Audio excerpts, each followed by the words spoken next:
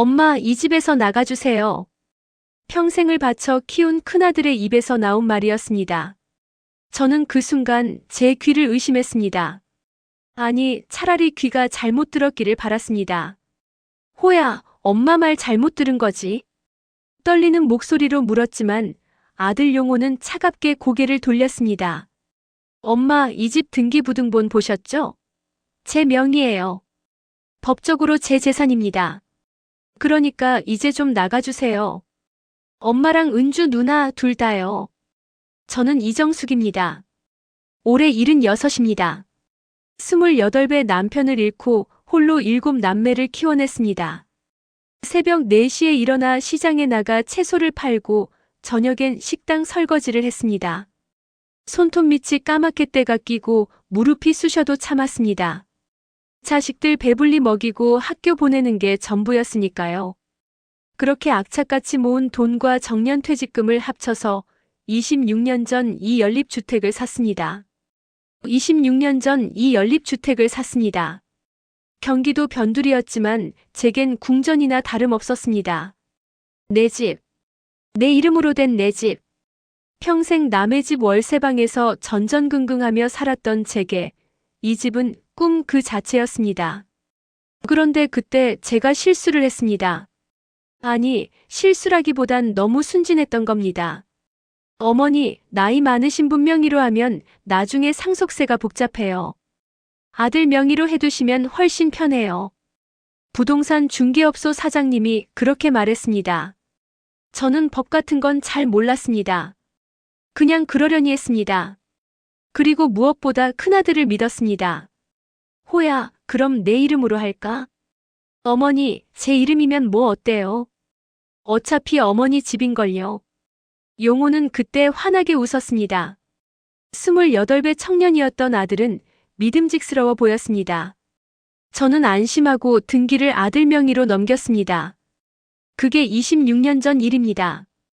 그리고 오늘 그 아들이 제게 집을 비우라고 했습니다. 호야, 이게 무슨 소리냐? 이 집은 엄마 돈으로 산 집이잖니. 내 이름만 빌려준 거고. 엄마, 법은 그렇게 안 봐요. 등기상 소유자는 저예요. 머릿속이 새하얘졌습니다. 옆에 앉아있던 막내딸 은주가 제 손을 꼭 잡았습니다. 은주는 태어날 때부터 지적장애가 있었습니다. 세상을 온전히 이해하진 못하지만 엄마가 힘들어하는 건 압니다. 오빠, 왜 그래? 여기 우리 집이야. 은주가 떨리는 목소리로 말했습니다. 하지만 용호는 쳐다보지도 않았습니다. 은주 누나도 이제 50이 넘었잖아요. 엄마랑 같이 복지관이나 찾아보세요. 전 제 인생 살아야 해요. 용호는 그렇게 말하고 문을 닫고 나갔습니다. 쿵 하는 소리와 함께 집안은 고요해졌습니다. 저는 그대로 주저앉았습니다. 은주가 제 등을 토닥였습니다. 엄마, 울지 마. 괜찮아. 하지만 괜찮을 리 없었습니다. 제 평생이 담긴 이 집을 제가 키운 아들이 빼앗으려 하고 있었습니다. 그날 밤 저는 잠을 이루지 못했습니다.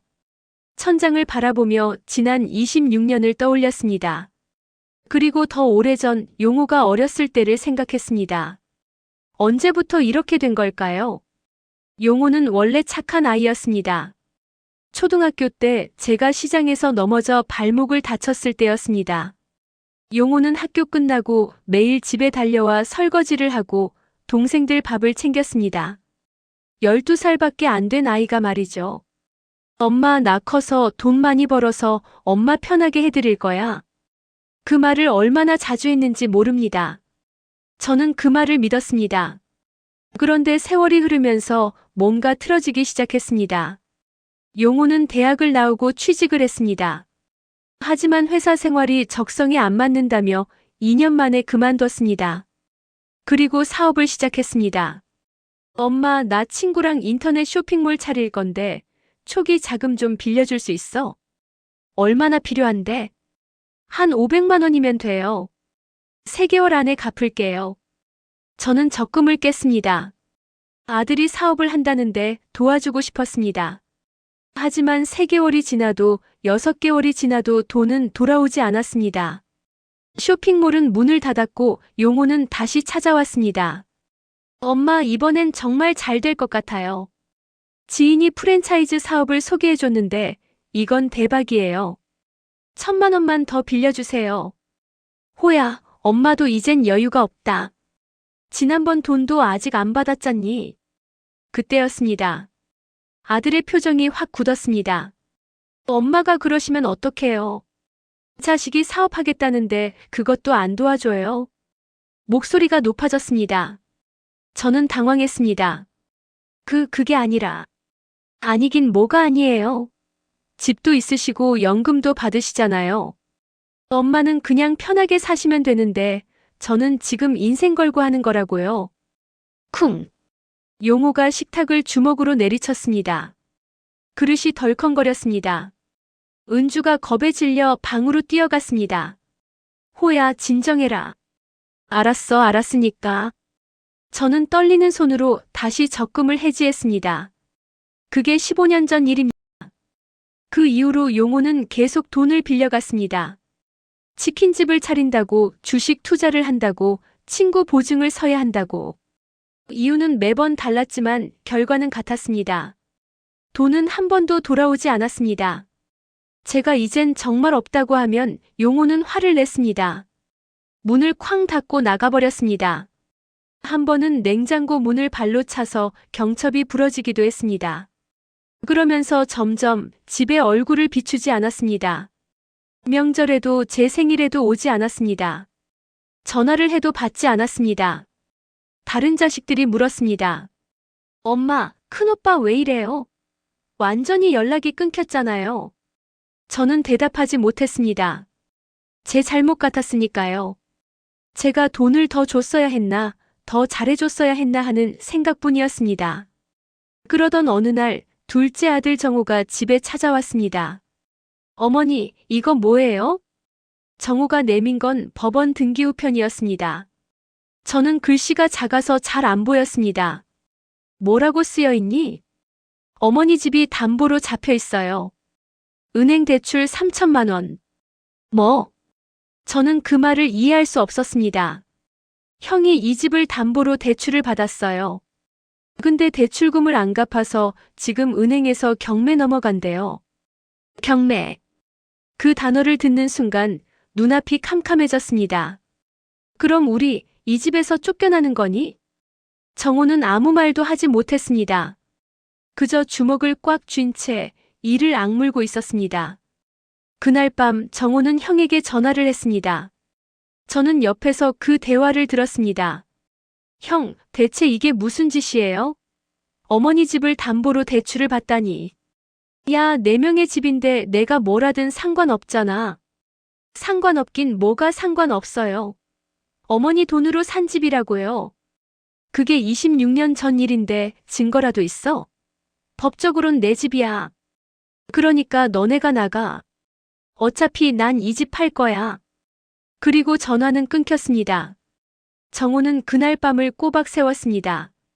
어머니, 형이 이러면 안 돼요. 이건 명백한 범죄예요. 정호야, 그래도 내 형인데. 어머니, 지금 그런 말씀 하실 때가 아니에요. 형은 어머니를 내쫓으려고 하고 있어요. 이대로 두면 우리 정말 갈 곳 없어요. 저는 고개를 떨구었습니다. 형제끼리 싸우게 만든 게 제 잘못 같았습니다. 하지만 정호는 단호했습니다. 어머니, 제가 알아볼게요. 변호사 선임해서 제대로 해결할게요. 다음 날 정호는 변호사 사무실을 찾아갔습니다. 저도 함께 갔습니다. 변호사는 중년의 여성이었습니다. 차분하고 정확한 말투로 저희 이야기를 들었습니다. 어머님, 집을 사실 때 어머님 돈으로 사셨다는 증거가 있으신가요? 증거요? 네. 예를 들어 당시 통장 거래 내역이나 부동산 계약서 같은 거요. 저는 고개를 저었습니다. 26년 전 일인데. 통장은 진작에 정리했고 계약서는 어디 뒀는지 기억도 안 나요. 변호사의 표정이 어두워졌습니다. 증거가 없으면 힘듭니다. 법적으론 등기부등본상 소유자가 진짜 주인이거든요. 그 말에 저는 절망했습니다. 그런데 정호가 입을 열었습니다. 변호사님, 그럼 명의신탁은 안 되나요? 어머니가 실질 소유자고 형은 명의만 빌려준 거잖아요. 명의신탁이요? 변호사가 눈빛이 달라졌습니다. 맞아요. 그게 핵심입니다. 명의신탁 관계를 증명할 수 있으면 집은 어머님 것이 되는 거예요. 그럼 큰아드님이 담보로 대출받은 건 무단으로 남의 재산을 처분한 거니까 배임죄나 사기죄로도 고소할 수 있고요. 그럼 증거를 찾아야겠네요. 네. 당시 어머님 통장에서 돈이 나간 기록, 세금 납부 기록, 집을 관리하신 흔적, 뭐든 좋습니다. 최대한 많이 찾아보세요. 그날부터 정호는 발품을 팔았습니다. 먼저 은행으로 갔습니다. 26년 전 거래 내역을 요청했지만 은행에서는 너무 오래돼서 자료가 없다고 했습니다. 하지만 포기하지 않고 본점까지 찾아가서 간청했습니다. 제발 찾아주세요. 저희 어머니가 집에서 쫓겨나게 생겼어요. 은행원은 한숨을 쉬더니 창고를 뒤졌습니다. 그리고 기적처럼 마이크로필름에 저장된 옛날 거래 내역을 찾아냈습니다. 거기엔 제 이름으로 된 계좌에서 3,500만 원이 한꺼번에 출금된 기록이 있었습니다. 날짜는 집을 산 바로 그날이었습니다. 어머니 찾았어요. 정호는 눈물을 글썽이며 그 종이를 제게 보여줬습니다. 그 다음은 세무서였습니다. 집을 살 때 낸 취득세 기록을 찾았습니다. 거기엔 납부자가 이정숙으로 돼 있었습니다. 그리고 마지막으로 당시 부동산 중개업소를 찾아갔습니다. 26년이나 지났는데 아직 그 자리에 있었습니다. 사장님은 이미 은퇴하셨지만 아들이 대를 이어하고 있었습니다. 26년 전 계약서요? 그게 남아있을까? 중개업소 아들이 창고를 뒤지기 시작했습니다. 먼지 쌓인 상자를 하나하나 열어보더니 마침내 낡은 파일 하나를 꺼냈습니다. 이거 아닐까요? 정호가 파일을 펼쳤습니다. 거기엔 26년 전 계약서가 고스란히 보관돼 있었습니다. 그리고 계약서 비고란에는 이렇게 쓰여 있었습니다. 실구매자 이정숙, 명의자 이용호 장남, 대금 출처 이정숙 본인 자금. 어머니, 이거예요. 이게 결정적 증거예요. 정호는 울먹였습니다. 저도 눈물이 났습니다. 정말 찾았니? 네, 어머니. 이제 형한테 당하지 않아도 돼요. 증거를 모은 정호는 변호사와 함께 고소장을 작성했습니다. 죄목은 배임과 사기였습니다. 용호는 명의신탁받은 부동산을 멋대로 담보로 제공하고 대출을 받았습니다. 이건 신탁자인 저를 배신하고 자신의 이익을 취한 배임 행위였고 은행의 본인 소유라고 거짓말하며 대출받은 건 사기였습니다. 고소장이 접수되고 몇 주 후 용호가 경찰서에 출두했습니다. 저와 정호도 참고인으로 조사를 받았습니다. 조사실에서 용호를 마주쳤을 때 제 가슴이 찢어지는 것 같았습니다. 아들은 고개를 숙인 채 저를 쳐다보지도 않았습니다. 경찰이 물었습니다. 피해자 이용호 씨, 이 집이 어머님 돈으로 구입된 거 알고 있었습니까? 알고 있었습니다. 그럼 명의만 빌린 거라는 것도 알고 있었습니까? 네. 그런데도 어머님 동의 없이 담보대출을 받으신 겁니까? 용호는 대답하지 않았습니다. 그저 고개만 숙이고 있었습니다. 몇 달 후 재판이 열렸습니다. 서울지방법원이었습니다. 법정은 차갑고 엄숙했습니다. 저는 증인석에 섰습니다. 떨렸지만 또박또박 진술했습니다. 제가 평생 모은 돈으로 산 집입니다. 아들 명의로 한 건 나중에 상속이 편하다고 해서 그런 거였습니다. 그런데 아들이 제 동의도 없이 담보로 잡고 돈을 빼갔습니다. 그리고 저보고 집에서 나가라고 했습니다. 판사가 물었습니다. 피고 이용호 씨, 이 진술이 사실입니까? 용호의 변호인이 나섰습니다. 재판장님, 등기부등본상 소유자는 피고입니다. 법적으로 피고가 자신의 재산을 담보로 제공한 것이지 타인의 재산을 침해한 게 아닙니다. 타인의 재산을 침해한 게 아닙니다. 하지만 판사는 차갑게 말했습니다. 변호인 명의신탁의 경우 실질 소유자는 신탁자입니다. 피고가 명의만 빌린 사실을 알고 있었다면 이는 타인의 재산을 무단으로 처분한 배임 행위에 해당합니다. 이는 타인의 재산을 무단으로 처분한 배임 행위에 해당합니다. 정호가 제출한 증거들이 하나씩 법정에 제시됐습니다. 은행 거래 내역, 세금 납부 증명서, 부동산 계약서. 판사는 그 자료들을 꼼꼼히 살펴봤습니다. 그리고 용호를 바라봤습니다. 피고는 어머니의 자금으로 구입된 부동산임을 명백히 알고 있었습니다. 그럼에도 불구하고 본인 명의를 이용해 무단으로 담보대출을 받았고 심지어 어머니를 집에서 내쫓으려 했습니다. 이는 명백한 배임 및 사기 행위입니다. 쿵. 판사가 망치를 두드렸습니다. 피고 이용호에게 징역 1년에 집행유예 2년을 선고합니다. 그리고 이 사건 부동산은 원고 이정숙의 명의신탁 재산임을 인정하며 피고가 체결한 담보계약은 무효로 합니다. 그 순간 정호가 제 손을 꼭 잡았습니다. 어머니 이겼어요. 이제 집 안 빼앗겨요. 저는 눈물을 참을 수 없었습니다. 판결이 확정된 후 은행은 담보계약을 철회했습니다. 그리고 부동산 등기는 다시 제 이름으로 돌아왔습니다. 26년 만에 진짜로 제 집이 된 겁니다. 정호는 집을 수리하기 시작했습니다. 낡은 벽지를 뜯어내고 새 장판을 깔았습니다. 부엌 싱크대도 새 걸로 바꿨습니다. 어머니, 이제 새 출발이에요. 마음 편히 사세요. 은주도 좋아했습니다. 엄마, 우리 집 이쁘다. 나 여기서 계속 살 거야.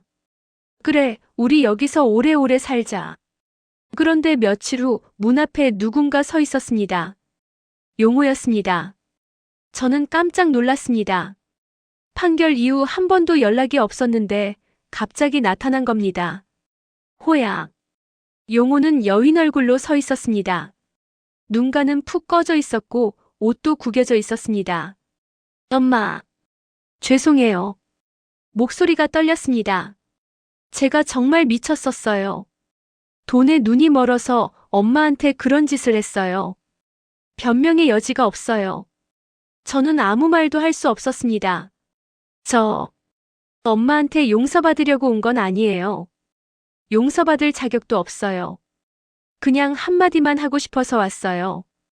용호는 눈물을 흘렸습니다. 엄마, 정말 죄송해요.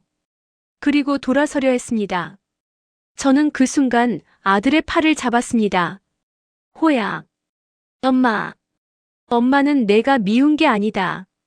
엄마는 그저 내가 다시는 사랑을 돈으로 바꾸지 않기를 바랄 뿐이다. 용호는 그 자리에서 무너져 내렸습니다.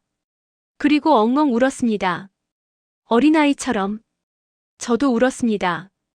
같이 주저앉아서 아들을 안아줬습니다. 그날 이후 용호는 달라졌습니다. 작은 공장에 취직해서 성실히 일하기 시작했습니다. 매달 월급의 일부를 저에게 보내왔습니다. 엄마, 조금씩이지만 갚을게요. 라는 쪽지와 함께. 저는 그 돈을 받지 않고 따로 통장에 모아뒀습니다. 나중에 용호가 정말 힘들 때 슬쩍 건네주려고요. 지금 저는 이 집 마당에 앉아 있습니다. 정호가 심어준 감나무가 자라고 있습니다. 은주가 이름 붙인 희망이라는 나무입니다. 햇살이 따스합니다. 바람이 나무 잎을 스칩니다. 바스락거리는 소리가 평화롭습니다. 어머니, 차 드세요. 정호의 아내가 따뜻한 보리차를 건넵니다. 고맙다, 아가.